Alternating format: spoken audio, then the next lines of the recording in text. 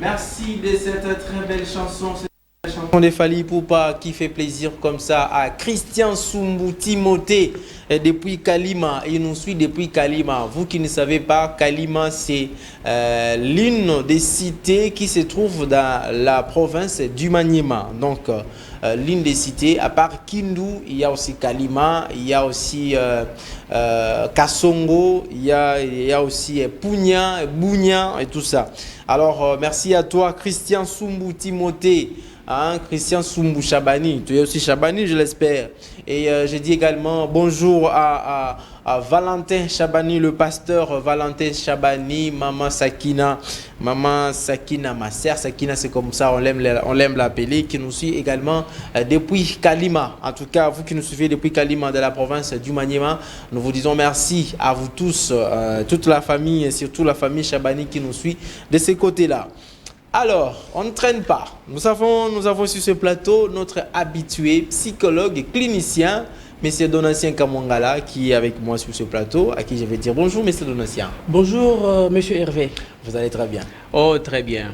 En tout cas, nous sommes heureux quand nous vous voyons en bonne santé parce que là, c'est la pédagogie maintenant qui va commencer parce qu'on va apprendre. D'office, c'est la pédagogie qui commence et ben voilà, ça nous aide à ce que la population quinoise en particulier et celle de la République démocratique du Congo en général sache l'importance de la psychologie précisément clinique en République démocratique du Congo et aussi l'importance de la santé mentale dans notre pays.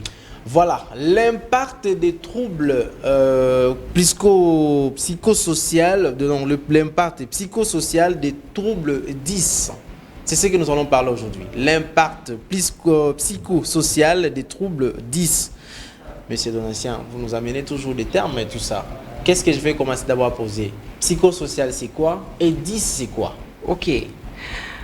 Voilà, le sujet, c'est l'impact psychosocial des troubles 10. C'est-à-dire, il y a tout un tas de troubles du 10 qu'on appelle en termes techniques TSA, les troubles spécifiques d'apprentissage. L'ensemble de ces troubles-là est appelé 10. Mais lorsqu'on parle de cet impact-là, de ces troubles-là, dans le comportement social, c'est là où on parle de la psychosociale, du psychosocial, c'est-à-dire la psychologie qui met l'accent sur le comportement et les social, réellement l'environnement dans lequel nous sommes en train de vivre. Donc voilà pourquoi on a parlé, ou j'ai dû penser à parler de cet impact-là, les conséquences, c'est quoi ces conséquences dans la vie de l'humain, dans la société. Voilà, parce que ça fait partie de la société.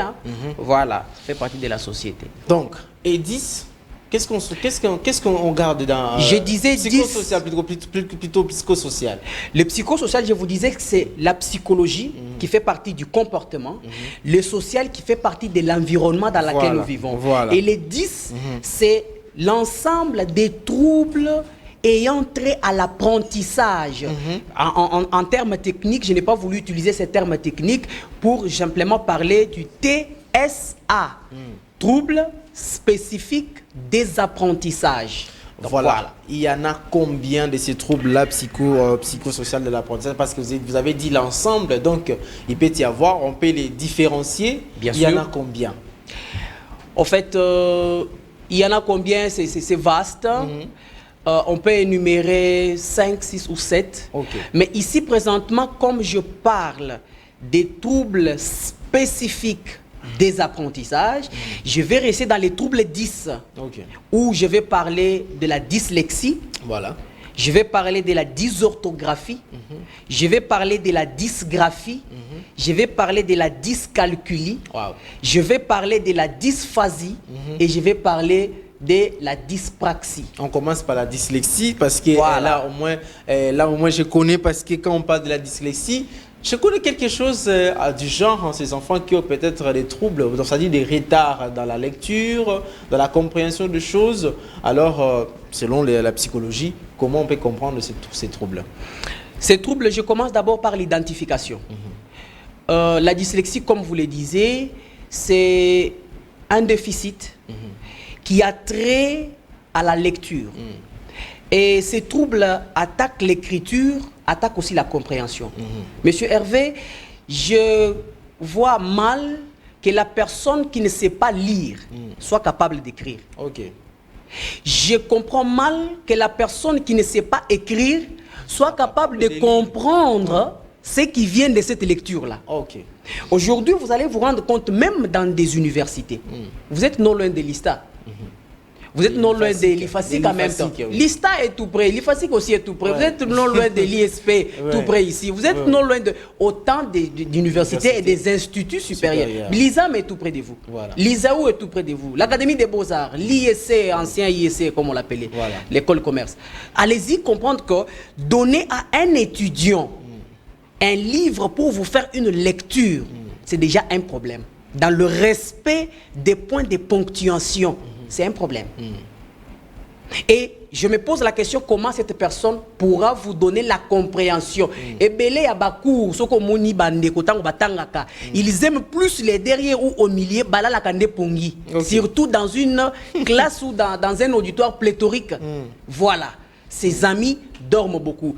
Je vais vraiment demander à monsieur, notre technicien, qui peut nous balancer la première image.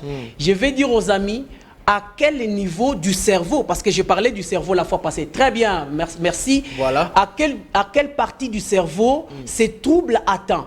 Vous allez trouver qu'il y a les lobes pariétales, ok, et les lobes occipital. La fois passée, je vous disais que les lobes pariétales, c'est un lobe qui s'occupe beaucoup du langage, de la lecture, de l'orthographe, qu'on appelle bien l'hémisphère gauche. Ok. Alors cet hémisphère, si vous voyez entre le pariétal et l'occipital, ce trouble est là. En tout cas, cette image doit revenir beaucoup de fois pour montrer à quel niveau nous avons une lésion. Voilà.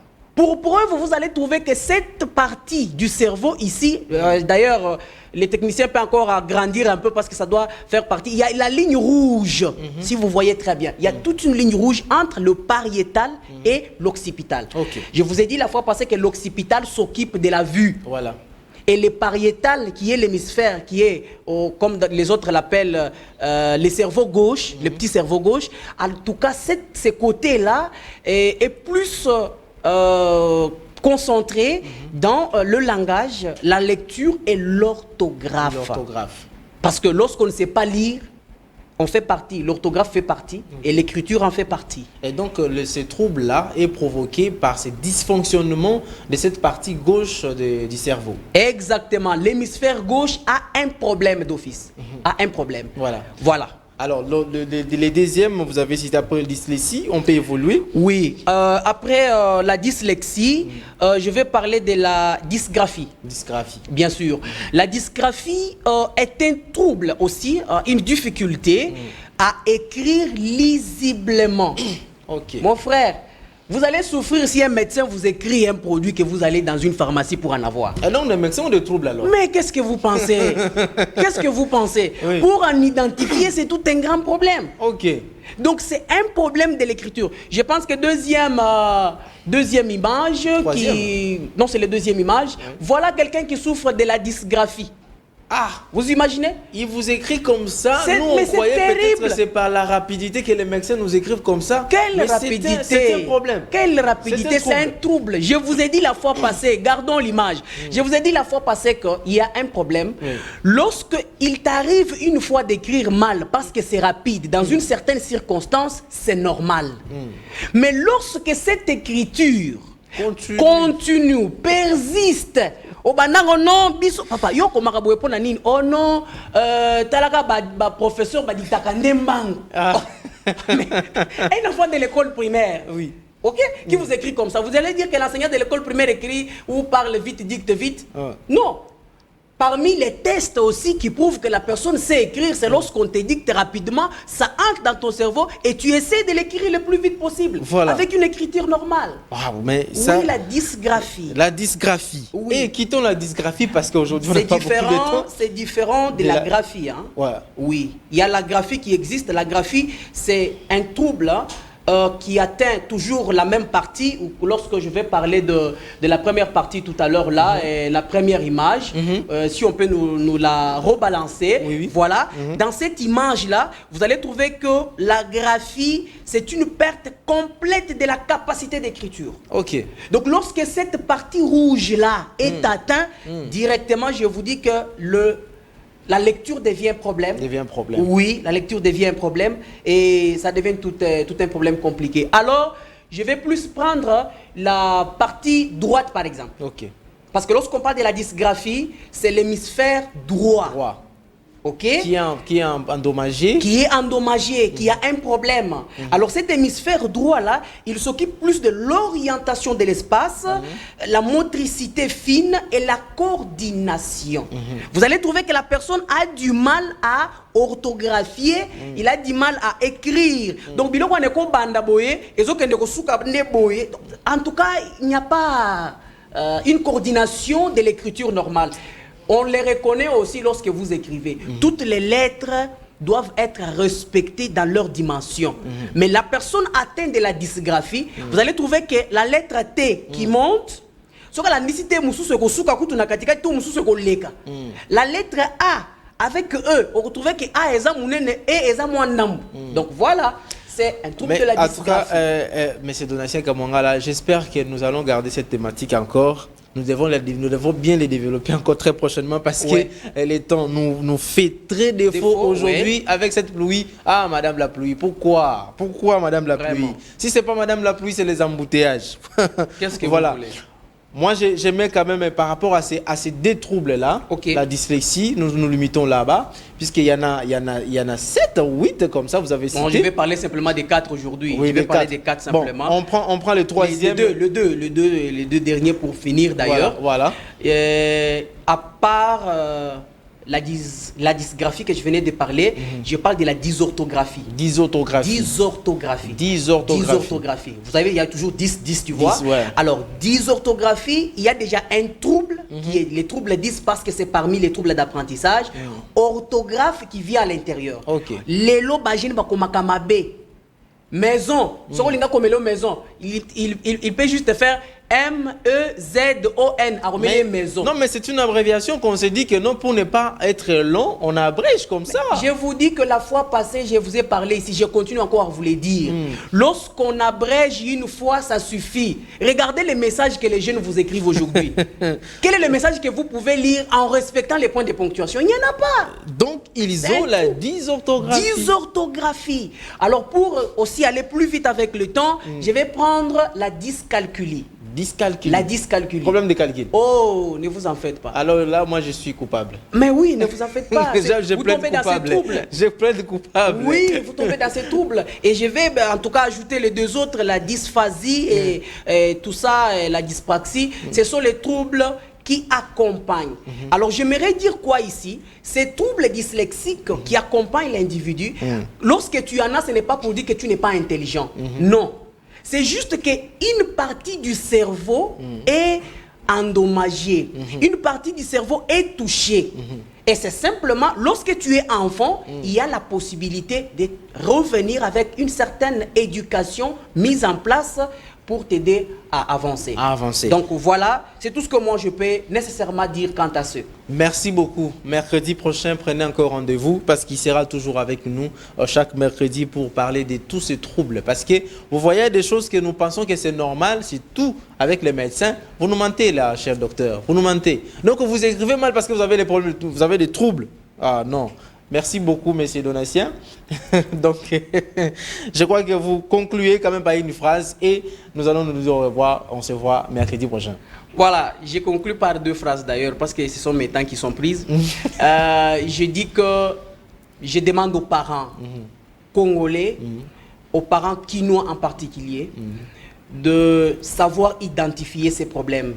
L'enfant de 5, 6, 7, 8 ans, 10 ans, essayer de voir sa manière de faire. Éviter de mettre les enfants devant nos télévisions. Ok. Ça fait partie. Parce que lorsque l'enfant a une distance qui n'est pas normale avec la télévision, ça endommage la vision et c'est là dans le cortex occipital qui est attaqué. Ok. En tout cas, je demande à tous les parents qui m'ont suivi ce matin, qui vont me suivre encore plus particulièrement, pour leur dire que tu peux t'étonner que ton enfant est intelligent, mais atteint par ces troubles. C'est un problème. C'est un problème. Donc la personne qui présente ces deux troubles, par exemple, de la dyslexie et de la dysorthographie, en tout cas, cette personne tombe dans le multi-10. Voilà. Merci beaucoup. J'aime vous appeler docteur Donatien Kamwanga. Là, moi, je vous appellerai toujours comme ça. Merci beaucoup. Et JC Mavouba, on va juste prendre notre jingle pour que les gens qui nous suivent en direct sur YouTube puissent aussi envoyer les liens à leurs proches, à leurs amis, pour qu'ils ne puissent rien rater. Vous voyez ces choses ici, c'est très important. Et vous pouvez également, dans notre chaîne YouTube PACE TV HD, vous cliquez là, vous allez revoir encore ces troubles. Vous allez comprendre encore, revoir encore en replay, c'est ce que je voulais dire. Vous allez regarder en replay pour comprendre ce que Donatien Kamwanga venait d'expliquer aujourd'hui. On part en jingle et je vais recevoir le troisième invité.